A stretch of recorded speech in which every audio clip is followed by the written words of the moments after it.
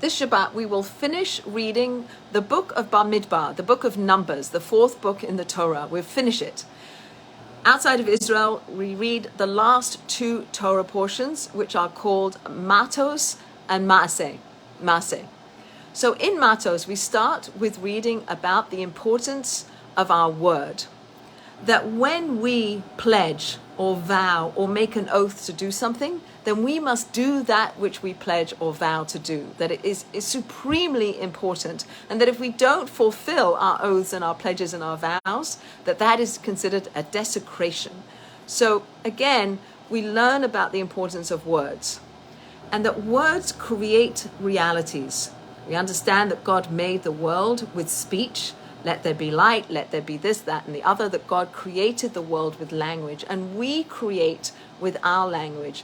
We can create new relationships with our language. When we said to God that we will do and we will listen, we will accept God's word, we will be in partnership with God. When we used our words to enter into a covenantal relationship with God, we changed who we were in the world. We became in relationship to God in a new way through our words, through saying Na'aseh v'nishma, through saying I'll do it and then I'll understand it. We change the relationship.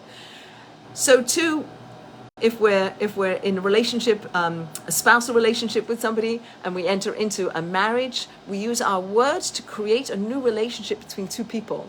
That we enter into a marriage, enter into a betrothal that is different than was before we used our words to enter into that relationship. So again, words are very, very powerful. One more example is that we use our words. If we wanted to start Shabbat a little bit earlier than Shabbat would regularly come in, we can use our words to bring Shabbat in early, to start Shabbat early.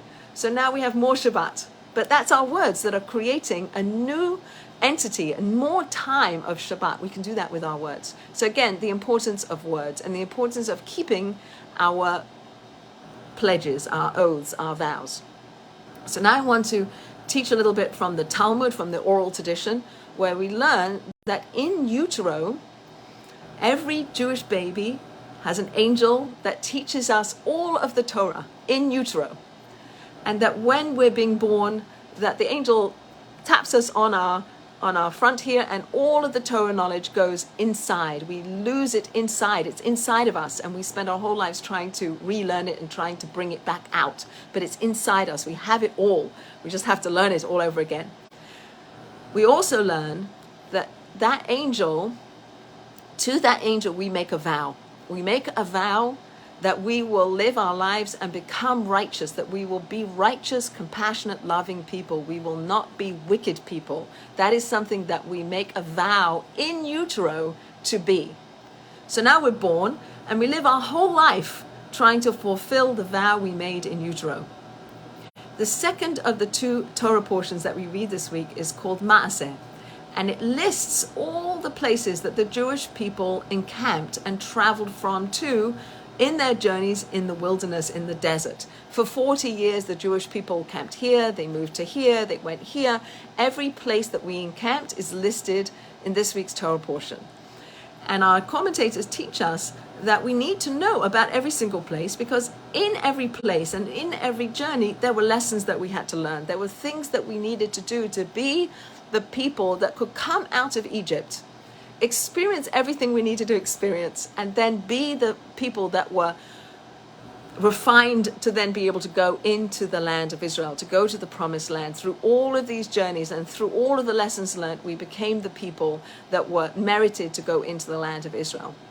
So our commentators teach us that our journey in life is akin to the journey of the Jewish people in the desert, that we too come out of a constrained place. It says that Egypt was a place of constraints, of being unable to express ourselves fully. So too in utero, we're in a narrow place. We get born into this world, and at the other end of our journey of life, we will die and we'll go into the next world. So we have a journey, this bridge between life, being born, and dying is our journey. And through this journey that we go on, we have periods where we are at rest, hopefully, and we have periods where we're learning and we're striving, and periods where we feel fearful, and periods where we despair, and where we don't see God, and where we're lonely and we're pained, and all the things that the Jewish people experienced in the desert, we also experience in our lives. We go through many struggles and strifes and difficulties and obstacles, and all these things that we go through help us become the people, hopefully,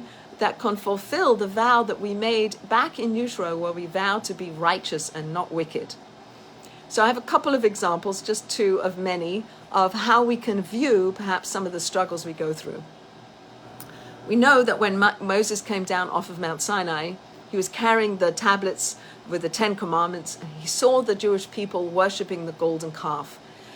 The 2 tablets are smashed. And then God tells Moses to go back up onto the mountain and to rewrite the 10 Commandments on the 2nd tablets of stone. When the Jewish people move away from Mount Sinai, they take with them the new tablets and the broken tablets. Both of those are put into the Holy Ark, which is in the Holy of Holies in the center of the tabernacle. And they travel with that. We bring that with us. So we're bringing, in the heart of the camp, we're bringing with us the broken and the whole. Both of those travel with us in the desert. So too, we have broken parts. We have broken hearts. We have a lot of grief and losses and things that we've gone through.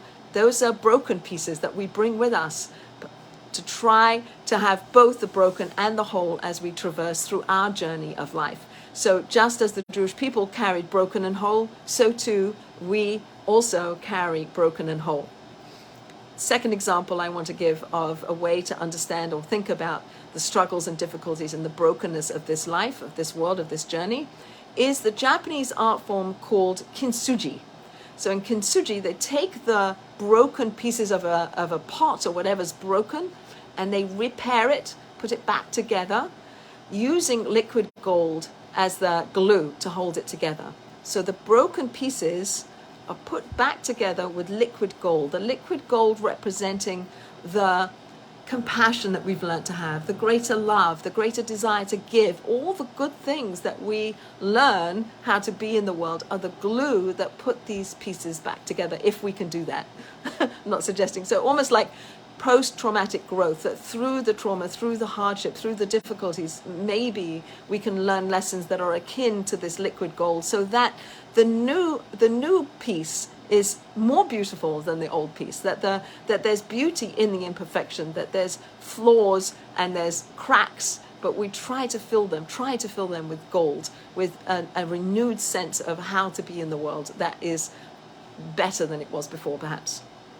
So I'm not saying any of this is easy, but just to give a couple of examples of ways in which the difficulties that we go through life can be either we take them with us continually, knowing that they're broken and not put back into any shape or form, or that they put back in the way the Japanese did with this kintsugi, where they put it back with liquid gold. But either way, I wanted to bring out the connection between Matos, where we learn about the vows and we learn the importance of our words, and we try not to make vows. We have Kol Nidre on Yom Kippur to annul any vow that we might make in the future. We don't want to be beholden to vows that we can't fulfill, because we are a people that is enjoined to fulfill that which we say we're going to fulfill.